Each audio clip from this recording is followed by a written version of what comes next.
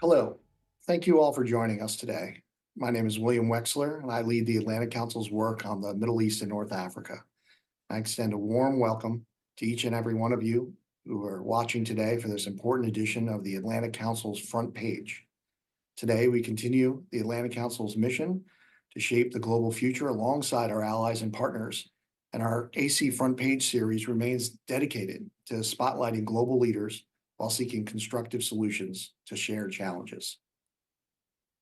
The unprecedented scale of Hamas's terrorist attack on October 7th triggered a war between Israel and Hamas in Gaza, which continues to this day and shows little sign of ending anytime soon. We are honored to host a distinguished guest who can provide unparalleled insights into the events of October 7th, its impact on Israel and the Israeli people, the status of the ensuing war and relations with the Biden administration, the plight of the hostages still being held by Hamas, and the innocents caught in the conflict, and the future for Israel's security, its relations with its Arab neighbors, and the prospects for a just future for the Israeli and the Palestinian peoples. Joining us today is Israeli President Isaac Herzog. President Herzog is the son of Israel's sixth president, Chaim Herzog, and grandson of Israel's first chief rabbi, Yitzhak Isaac Halevi Herzog. In 2003, President Herzog was elected member of Israel's parliament, the Knesset, after serving as government secretary to Prime Minister Ehud Barak. Throughout his 15 years in the Knesset, he has held several parliamentary and ministerial posts, among them Minister of Housing and Construction, Minister of Tourism, Minister of Diaspora Affairs, is in charge of the fight against anti-Semitism, is a member of the Israel Security Cabinet, and he previously served as government coordinator for the provision of humanitarian aid to Gaza. In 2013, he was elected chairman of the Israeli Labor Party, and in 2021, he was sworn in as Israel's 11th president following an overwhelming majority vote in the Knesset, which really constituted a historic landslide victory in what we all know to be very divided and divisive politics inside of Israel. Quite an impressive accomplishment. Of course, most of you who are watching this know this, but it bears repeating that he is the head of state, not the head of government in Israel, which of course is Prime Minister Benjamin Netanyahu. We are also honored to have guide this conversation Mary Louise Kelly, co-host of All Things Considered, NPR's flagship evening news magazine. Mary Louise previously spent a decade as a national security correspondent for NPR News, a focus she has maintained in her role as anchor, leading her to take All Things Considered to Russia, to North Korea, and beyond. She was actually in Israel just about a month ago. Mary Louise is also an accomplished author, and her writing has appeared in the Wall Street Journal, the New York Times, the Washington Post, Political, Washingtonian, the Atlantic, and many other publications. Throughout our discussion, you will see from time to time a banner at the bottom that will tell you how to pose questions to add your voice to this discussion. So without further delay, let me ask Mary Louise to commence today's discussion with our distinguished speaker, President Isaac Herzog. Thank you. Thank you. Well, thank you very much for the kind introduction. I want to say thanks to all of you at the Atlantic Council for convening us. And I want to welcome all of you joining us across time zones and around the world, across continents, for what is going to be an important and timely conversation with the war in the Middle East. Now into its third month, with 1,200 people dead in Israel as a result of the attack of October 7th, with the death toll in Gaza expected to surpass 20,000 people this week, per the Gaza Health Ministry. And here in Washington, where I'm speaking from, with mounting questions over what the next steps should look like, including at what point President Biden may say enough, that U.S. support for Israel is strong, is unwavering, but that there are limits. So with that, it is my pleasure to welcome the President of the State of Israel, Mr. Isaac Herzog. He's joining us live tonight from Israel. Welcome. Nice to see you. Thank you very much, Mary Louise. It's a pleasure to be with you. And I also want to thank the Atlantic Council. I remember my live appearance in the headquarters of the Atlantic Council back in October 21. Look how the world changed so much since then. Indeed. Let's dive right in with news of the last several days, including Israeli troops accidentally killing 3 Israeli hostages. I want to begin by saying I'm sorry. I'm so sorry for the families and for all Israelis who I know are grieving the news. Second of all, what happened? We are indeed grieving the news. It's a terrible, terrible event and very tragic because we know the families. By now, most Israelis know the families personally. And of course, I myself visit and meet the families constantly. We should know that there are about 129 hostages still there in Gaza. About 121 were returned from various nationalities, but 129, including babies, children, women, and grown-ups and old people are all there. And first and foremost, I must state outright that there are so many humanitarian cases that make it even more urgent to bring them back home. But we are dealing with a murderous, I would say, psychopathic leader who's holding them, and he's treading on our nerves. So part of it is the whole way that the war is run. We are managing the war in civilian terrain, where people's homes, people's living rooms, etc. And in the last few weeks, there were incidents, including in the recent days, whereby you'd have either suicide terrorists, you'd have terrorists calling you in as if they're Israeli hostages, and then it's a trap. We had actually a regiment commander, a battalion commander killed under such premises. So the soldiers, and I don't justify in any way what they've done, but I can understand that when you're at war and the circumstances are that it's you act by immediate seconds or sound bites of how you manage the war. When they saw some people walking out, they misunderstood who they are, and that's a major These tragedy. 3 were, if I may, sir, these 3 were shirtless. They were reported to be speaking Hebrew, and they were carrying a white flag.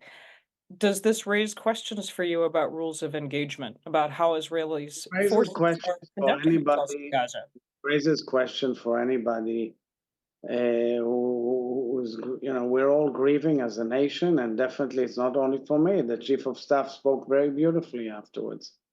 It is clearly needs to be inquired and studied, but everybody who's come out from the battlefield knows that wherein you're in battle, your focus changes, the surroundings are, the experiences, the repeated efforts to kill your soldiers, and therefore, clearly there was a major mistake here, or of a huge magnitude.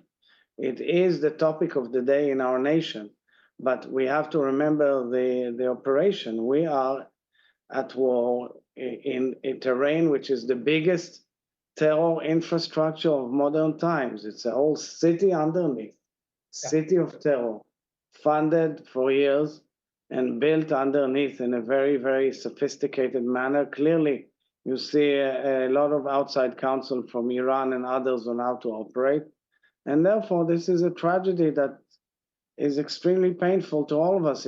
In a split second, we could have celebrated 3 heroes who managed to come back home. And that's why I want to follow up, but you just described it as a tragedy, as a major mistake. My question is, are you confident that the rules of engagement are sufficient? Are you confident that the way that Israeli forces are operating is such that this won't happen again? First of all, I trust the Israeli army.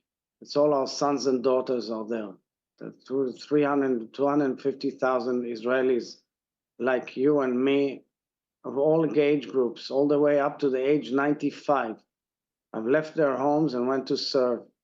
And as such, there are people that are brought up as soldiers to obey international humanitarian law, to care for the life of the other, to obey strictly the rules of engagement. But never judge somebody, and that's a very famous Jewish saying, never judge somebody until you come to his place. That terrain is extremely dangerous. It's all booby trapped. It's all They have RPGs all over the place. They have all sorts of equipment. It's all built huge concrete infrastructure underneath. People come out of it. It's all detonated. So you can't judge. You can say it's a huge tragedy and a major mistake. And guys, make sure to check yourself before you take such action again. And believe me, the soldiers and the commanders were all, I mean, they're all put on the spot by this and the national mood and reaction. So I trust the army that they will do whatever they can that it won't recur. How are you, Mr. President, prioritizing rescuing the remaining hostages still in Gaza versus what Israel has articulated as the chief goal of eliminating Hamas? I think it goes parallel. I think part of the fact that we have gone into Gaza led to the fact that there are negotiations, and there were negotiations, and we brought back 121 hostages. Now we have to do another effort, and it ain't easy because you're dealing, as I said, with somebody who's not thinking in the same manner like you and me or the average person who says, okay, let's have it does the opposite. If you the psychology is such that he'll do whatever it takes to torture you, to make you suffer, to ache.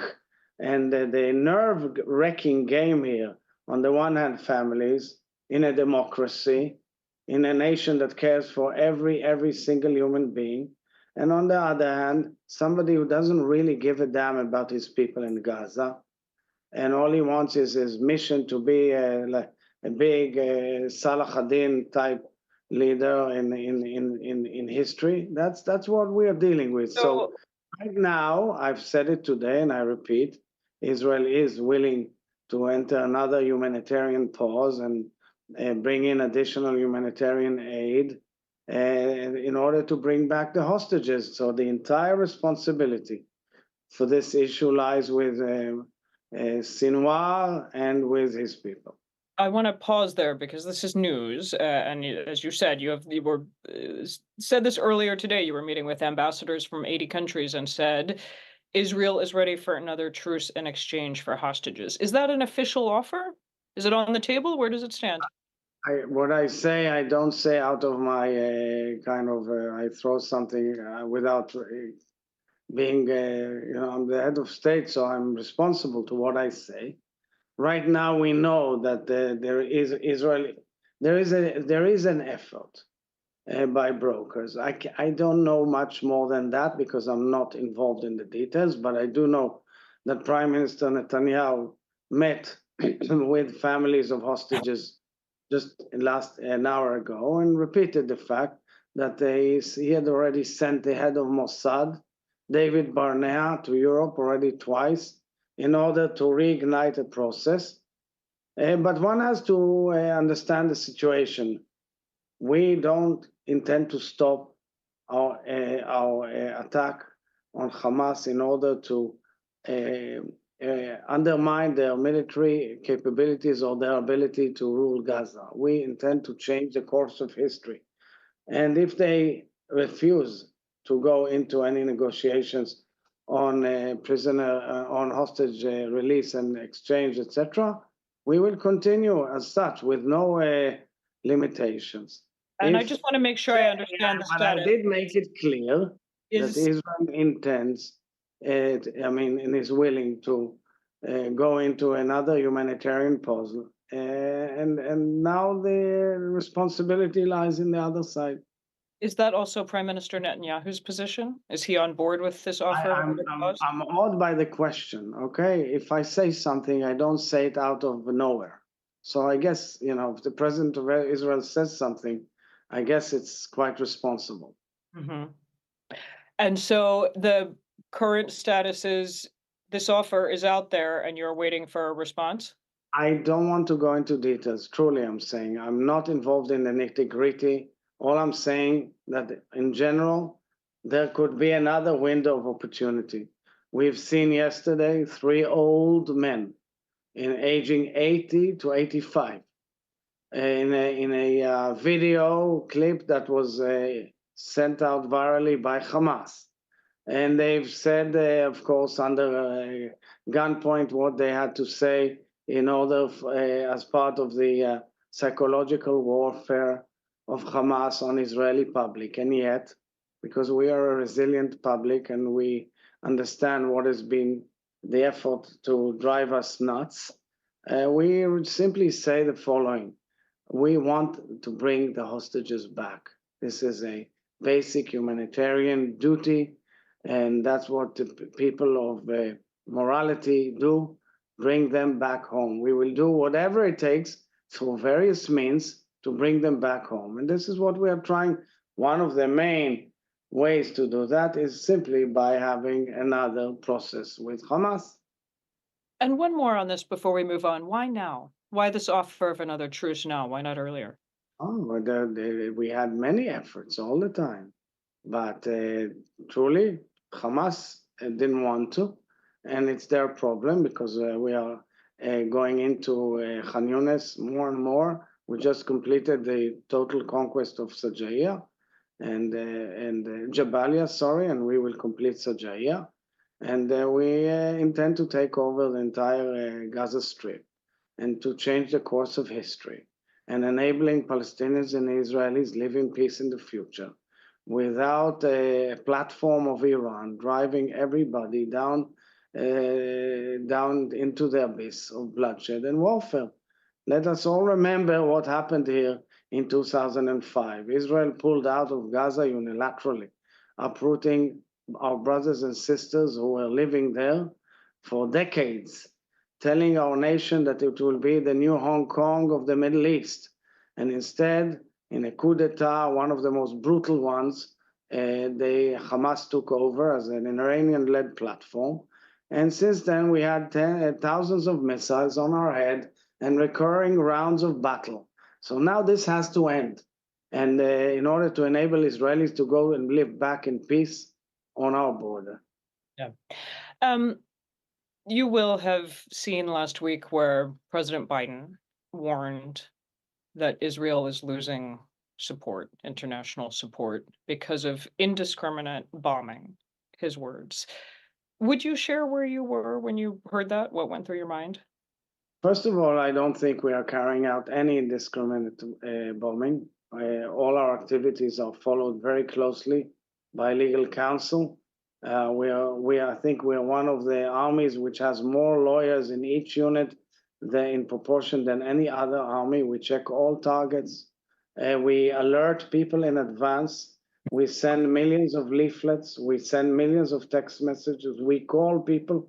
We give them hours to prepare. If there are sites that are questionable, we prefer not to carry out the attack.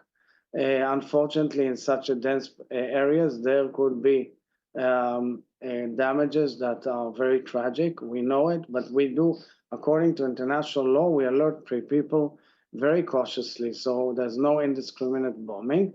And we seek advice and exchange opinions and views with our partners. One thing is clear.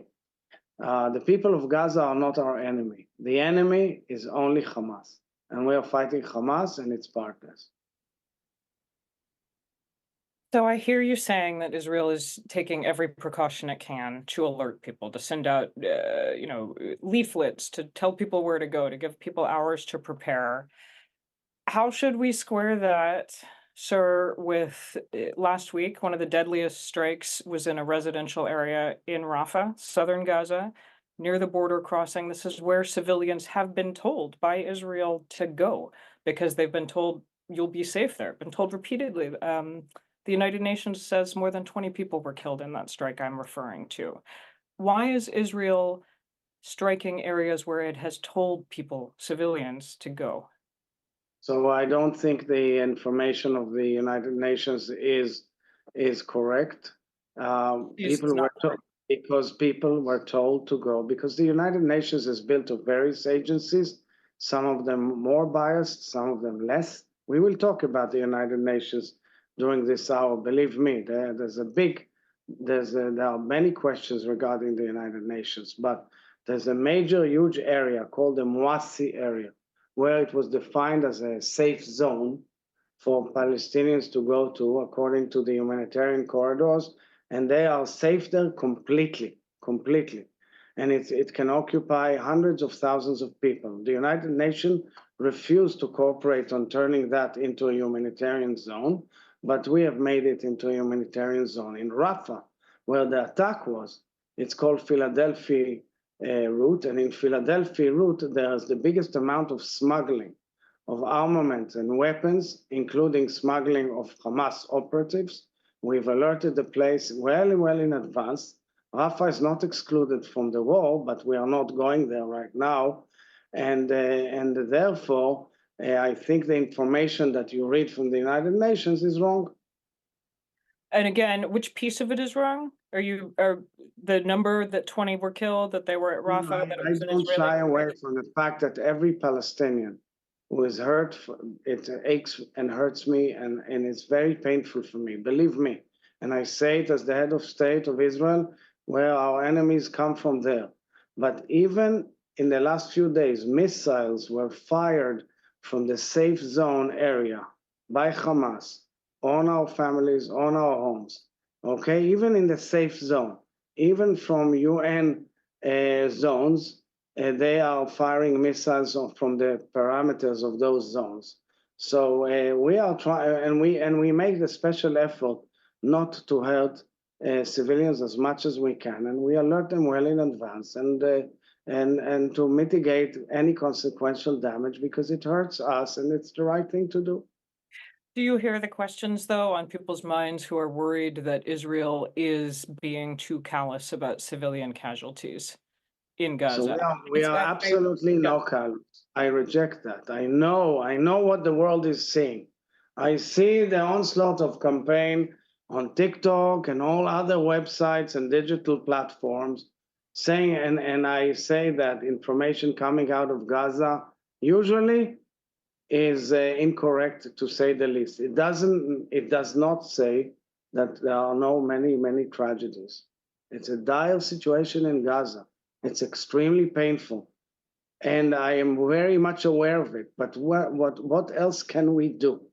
We tried any possible venue not to go to war, but on the 7th of October, the most brutal, treacherous, sadistic, and barbaric attack was launched on us. You know what? On our recognized international boundaries since 1949.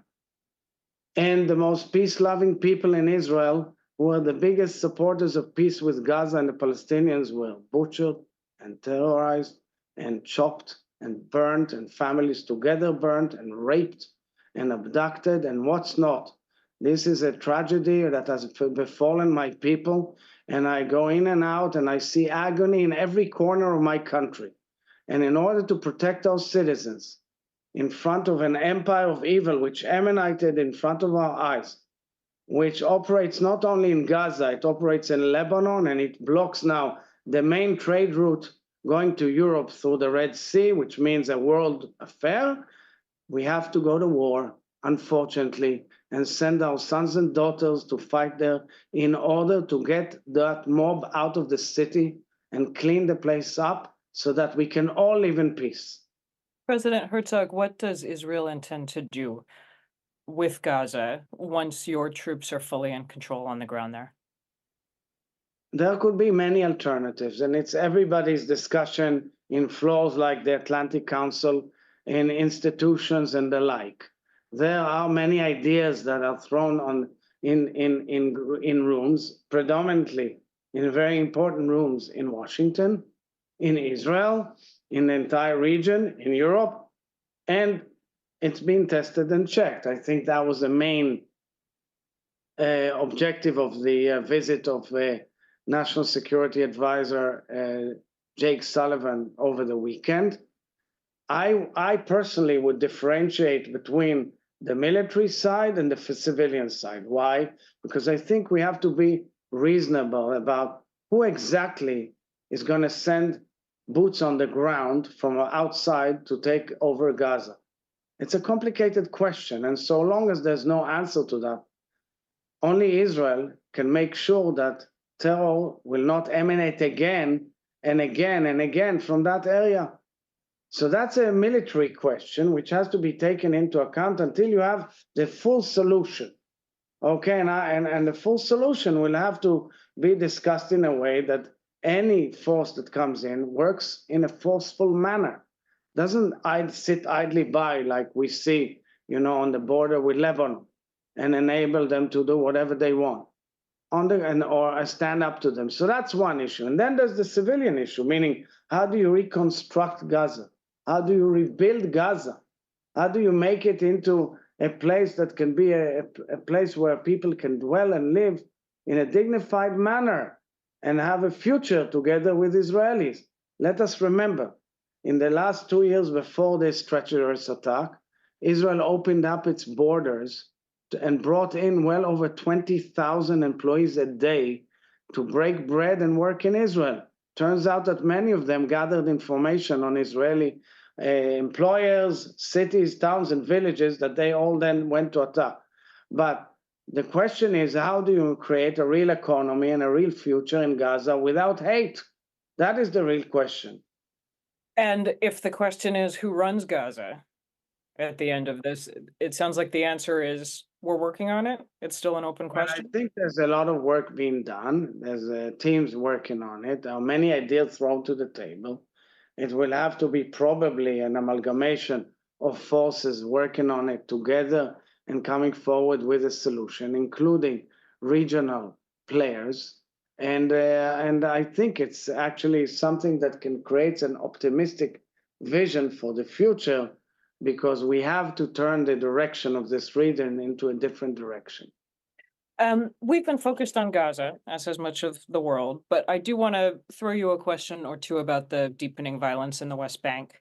When I was there last month reporting, we visited a town called Deir Estia and interviewed a Palestinian farmer named Ayub Abu Hajla, who told us he was being blocked from his land, from his olive trees. And he tried to show us, and as we walked, my team and I were surveilled by a drone, and then about a dozen Israeli soldiers appeared and pointed their guns at us and shouted at us and separated the farmer from us, detained him, handcuffed him, blindfolded him, and questioned him for hours.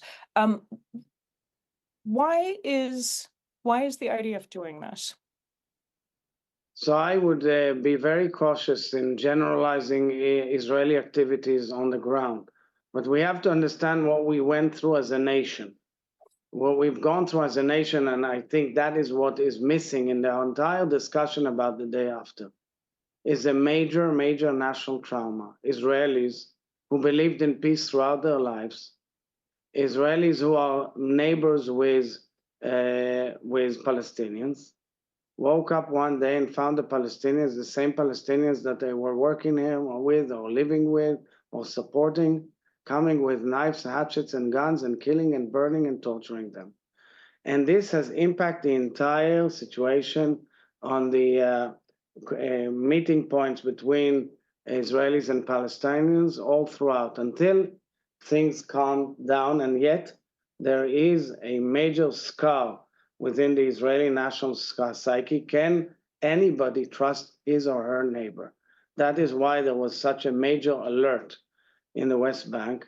I can tell you that with respect to complaints about violence in the area, the Israeli authorities, the legal authorities, have clamped down dramatically, including issuing a legal tool which is not known in the United States called administrative detention, which means arrest without due process on certain Israelis in order to lower down the tension. But you should also be aware that there is a lot of tension, because if a certain premise with Israelis, mostly women and children, there, and somebody gets close, people are getting on alert. And that is part of the tension that you've seen on the ground.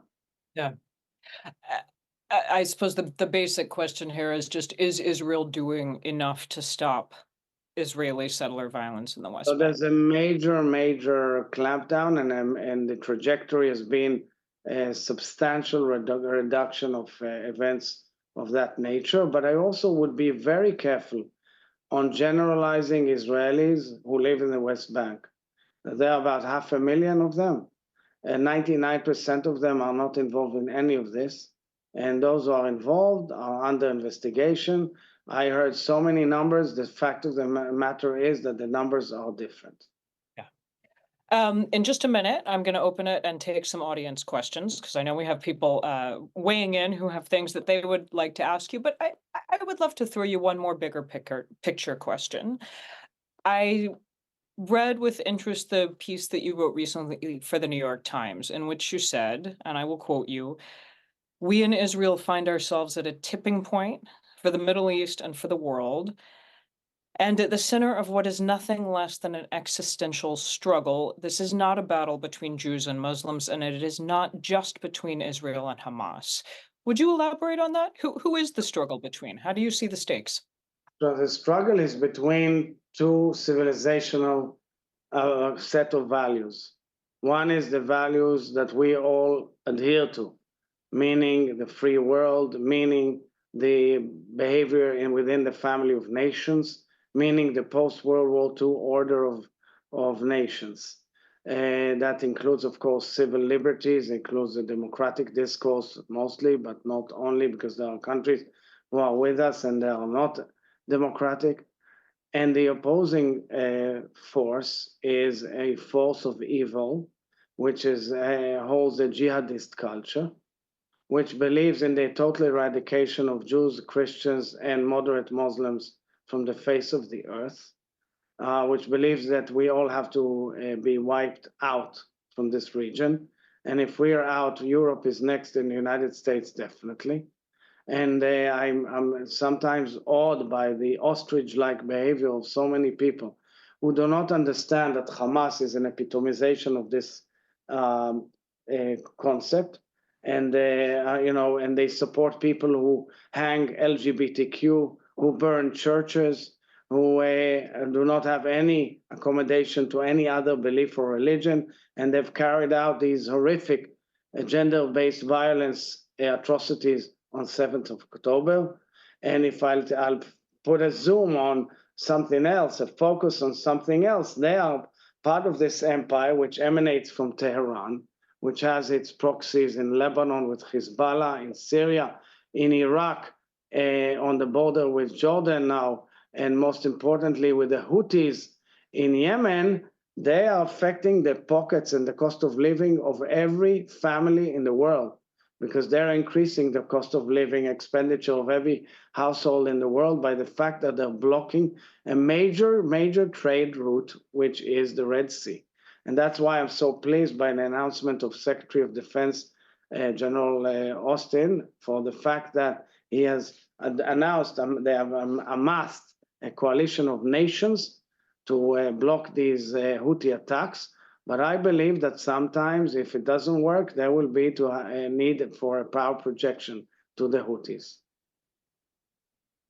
Okay, that seems like a good moment to open it up to some audience questions, and there are a bunch coming in. So let me throw you the first one. This has to do with, well, I'll just ask it directly. Have you gathered, Mr. President, additional intel explaining how such a grave incursion managed to occur on the 7th of October in such an undetected way? So, we are a nation that has gone through major errors in the past, but we also have the ability to regenerate, to rejuvenate, and to have soul searching and fact searching all the way deep down. So this is basically what we're doing, apart from, of course, focusing on the battlefront. Yeah. There are many discussions and many inquiries, and there will be a major national inquiry as well. That's obvious, to find out exactly what happened, but a lot of stuff is coming out. And it is a lesson to all of us, to check our paradigms every so often. Yeah. Do you have any theories yourself? Sometimes we are so locked into our paradigms that we have to check them. We have to review them. It's legitimate to check. I mean, we are forward-looking people. We hope for a peace. We are looking for the trajectory of the inclusion of Israel in the region. We believe that the engine of inclusion of Israel in the region is extremely strong. But unfortunately, we were dormant to the fact that still there are enemies, and there are people who think otherwise, and most what they think is simply barbaric and sadistic, nothing else.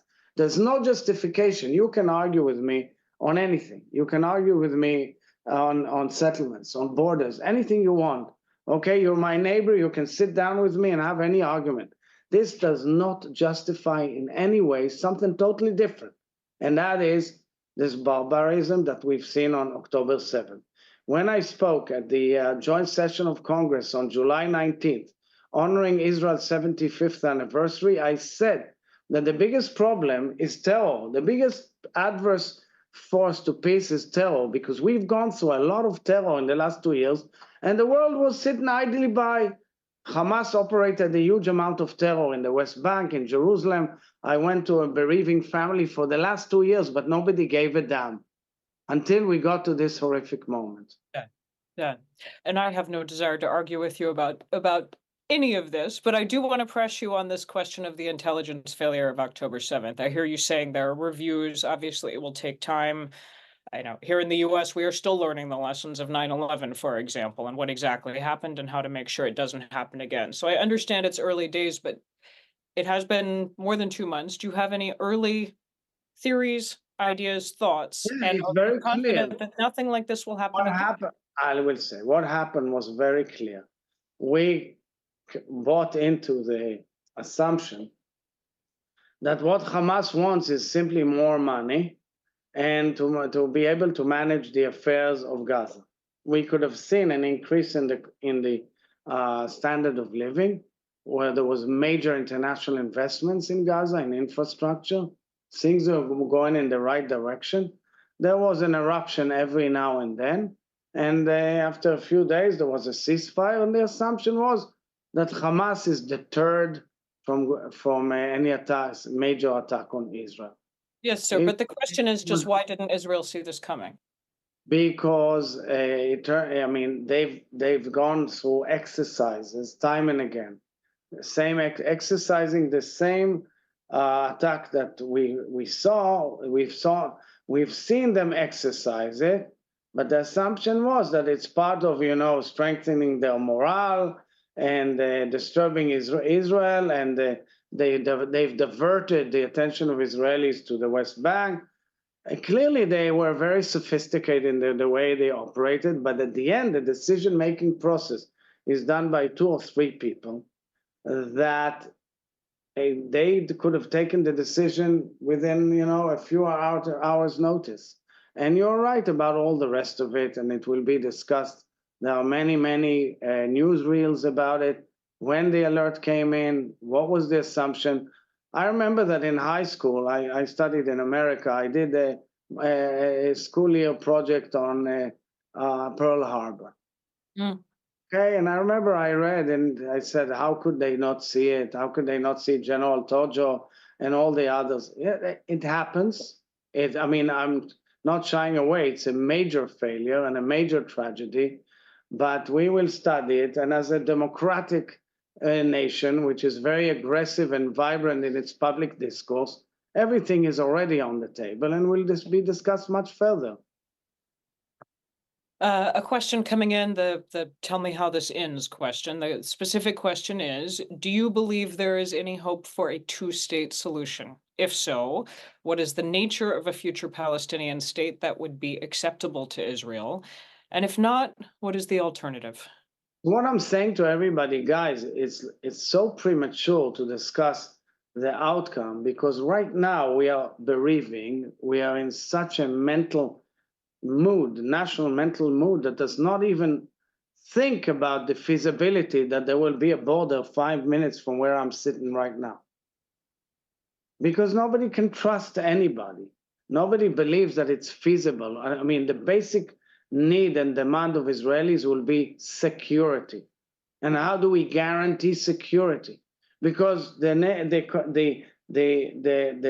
root of the discussion will be, how could you give anybody the ability to create another Iranian-led platform, potentially, in the center of the country? And that will be the discussion. And I think part of it has to do with the revamping of the Palestinian political system and their ability to function in a different way than they've functioned so far.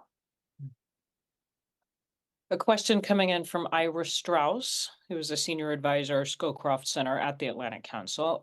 Ira Strauss wants to know what can be done about the fact that the media place pressure only on Israel, not on Hamas, to change its ways when Gazans die. I'm not sure I agree with the premise of the question, but I'll let you answer it. Oh, but the general notion, if you look at the social networks and digital platforms, you see a huge amount of hate against Israel from people who did not delve into the basic facts and the root causes of these conflicts.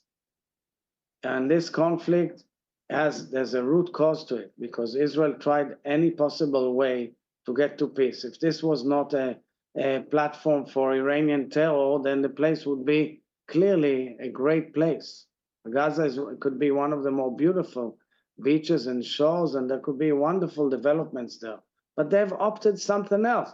They took the billions of dollars of money that they have from various sources, including taxpayers' money in the West, and deposited it in bunkers and tunnels and terror bases and missiles in people's homes. Now, with all due respect, I don't believe that in your home or anybody else's home, there are missiles who fire 200 kilometers. But that's what they have there. And that's why I'm saying this has to change. Now, I'll give you another example. You know, everybody was blaming Israel for the lack of humanitarian aid to Gaza. I'll give you some facts, okay? So in order to enable the humanitarian aid to go to Gaza, we have to screen the aid going in through trucks. Israel has multiplied many folds its ability to scan and screen the trucks through the Nitzana crossing. And today we can bring 300, even 400 trucks a day into Gaza. That means tens of thousands of tons of humanitarian aid. Unfortunately, for the last 2 weeks when this is available, only 1/3, only 100 trucks a day come in through the United Nations efforts with its partners. And there's a question, why is it happening? Has nothing to do with Israel. But within the premises and responsibility of the United Nations, they could have tripled the aid to Gaza. They could have brought many more medication. They could have resolved their differences with their local partners and got it in. But the blame is put on Israel, and the media will always put on Israel. So please, dear media, go and check how come tens of thousands of humanitarian aid and trucks do not go into Gaza every day.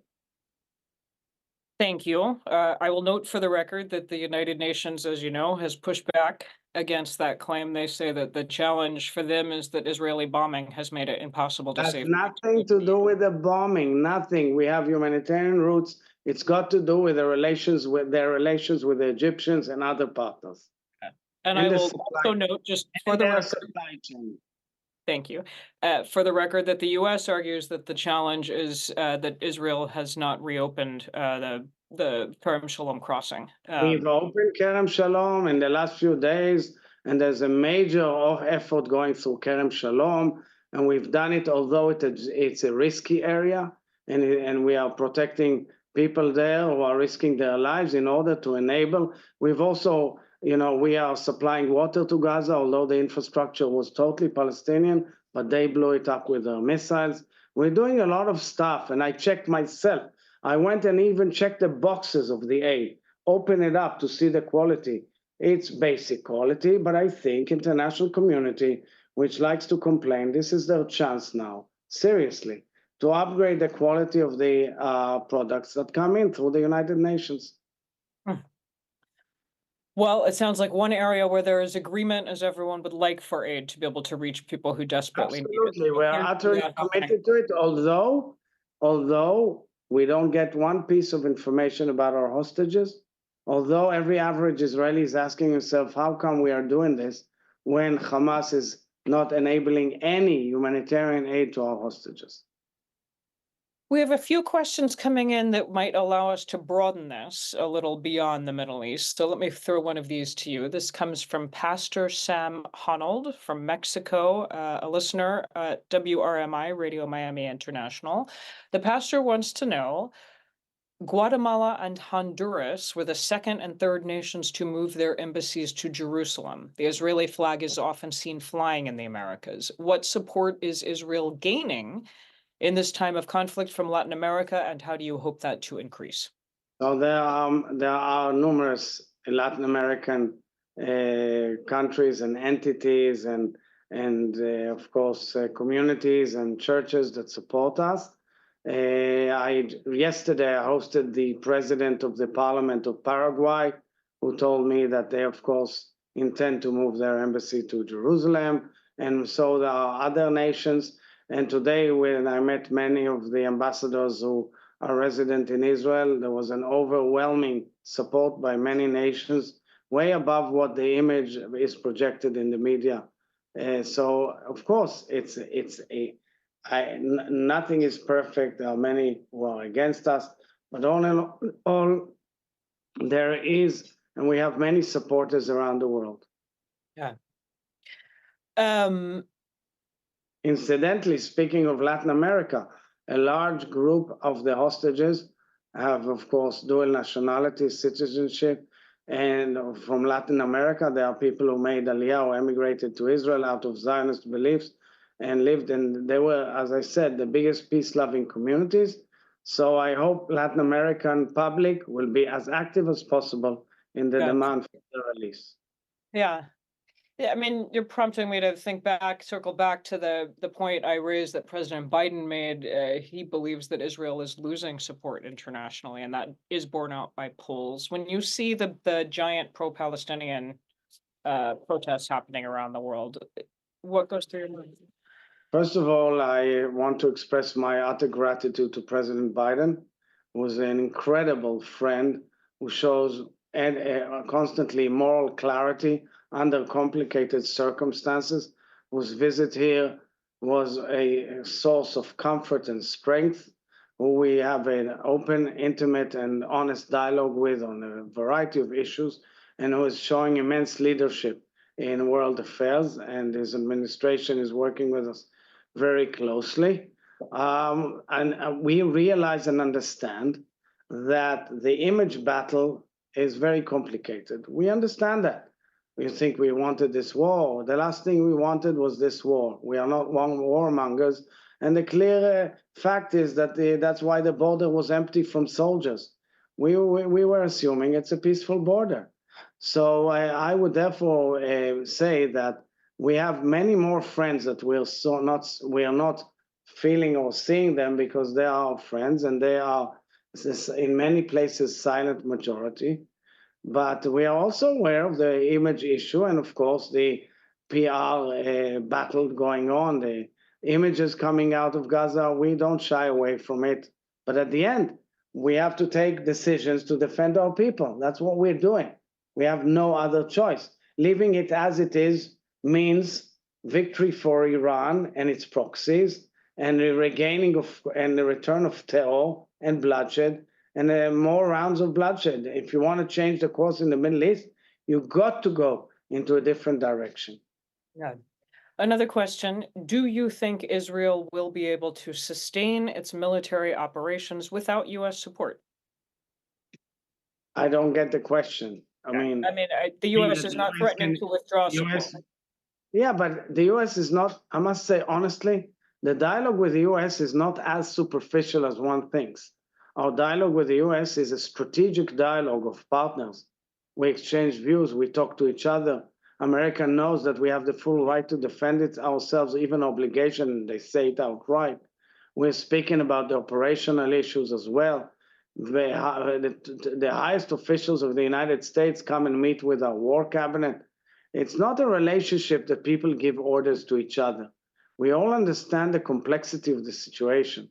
But at the end, we're fighting an evil, ISIS-like empire of evil, which believes in jihadism and believing in chopping people's heads and burning and raping. Guys, we can't shy away from it. It's either us or them. It's a very clear issue. I mean, it is true that the U.S. has sent all of its top people, Tony Blinken, Jake Sullivan, Lloyd Austin now, with the same message to deliver the And same. the chiefs of They would the like general staff. fewer civilian casualties, switch to surgical ground attacks, let more aid in. And I said to you that we have an open and frank discussions, and we listen to our partners in a very careful manner, and we seek their advice, and we disseminate it in the ways that are as good for Israel as possible. I mean, while we're on the subject of allies and alliances and the importance of wider relationships, I was, along with Israel, I was in Jordan last month, and I was surprised by the depth of anger at both of our countries that I heard there. Anger against Israel, anger against the United States, and support, not just for Palestinians, but specifically for Hamas. How do you see Israel navigating its future relations with its neighbors? How do you get back to trying to normalize relations and to I cooperate? truly believe in the trajectory of normalization and inclusion. And if you go back a little bit, like 2 months ago, President Biden presented an incredible vision at the G20 summit, where the vision was connectivity between Israel all the way down to India in various fields, in transportation, in telecommunication, in energy, and so forth. It's a grand vision, and it's a correct vision for the future of the region and the world. That means, of course, connectivity between Europe and the South China Sea. That means, of course, connectivity between the United States to Australia, so a different route than not only the Pacific. These are big visions. And clearly, President Biden himself, in his Thanksgiving speech from his vacation site, said that some evil empire tried to undermine this vision by this horrendous attack. As I said, it's not only a war between Israel and Hamas. You quoted my article. It's clearly a much bigger picture. We have to understand that. And that is why we have to make sure that the main trajectory of peace between Israel and its neighbors and the inclusion of Israel in the region and normalization will go back on track. I was happy to attend the climate summit, COP28, in Dubai just 2 weeks ago, to be received by Sheikh Mohammed bin Zayed, the president of the Emirates, and to meet so many Arab leaders there as well, and to discuss with many of them. And I hope that we will be able to go back on track and change the course of history. I've said it a few times in this. We have a lot more questions. We're not going to get to them all. I'm going to exercise moderator prerogative and ask one last one, which is, we're speaking at the end of what has been a challenging and deeply painful year for so many. And I wonder, as you see out 2023, President Herzog, how hopeful are you that when the Atlantic Council invites us back to pick up this conversation at this time next year, we will be in a better place, that both Israelis and Palestinians will be somewhat closer to a durable peace and security than we are today? So I'll say the following. I'm an optimist by nature, but there are moments that you're challenged. Sorry, this is a very historic moment, an extremely painful moment. The amount of agony, the cup filled with tears and poison, is unbelievable. Nothing that I ever imagined that will happen in my term. And yet it's here, and it's our duty to do the right thing and also lead the way to a different path. It requires all region leaders in the region, and it requires to uproot evil. So in this sense, I'm optimistic, meaning that we will prevail and we will be able to lead to a different course in the region. How long it will take, how much pain we will endure, I cannot say. We will try to, of course, to do our best, that the quicker the better. But at the end, some challenges in history took their time, unfortunately. And in 2023, we've seen in 2022 the Russia-Ukraine war. We've seen its impacts throughout the globe. We are seeing this conflict impacting the globe. The world is not stable. The world has many conflicts. It's also part of a bigger picture. And I sincerely hope that the leadership of the United States, which is so vital and which is so impressive, will sustain and will continue, because the United States is the real power that can lead to a quieter world, a more peaceful one. And let's hope and pray that 2024 will bring with it a better future for Israelis, for Palestinians, for the region and the world. Here's to that. Well, President Herzog, I thank you for your time. I wish you well. Thank you for taking our questions. Same for you. Thank you. And I want to thank Will and the whole team at the Atlantic Council for hosting us. Thank you to all of you who have joined us from across the United States, across Israel, the Middle East, and around the world. Thank you for your time. Thank you for sending your questions. We wish you all the happiest of holidays. Here's to progress and to peace in 2024. Bye-bye.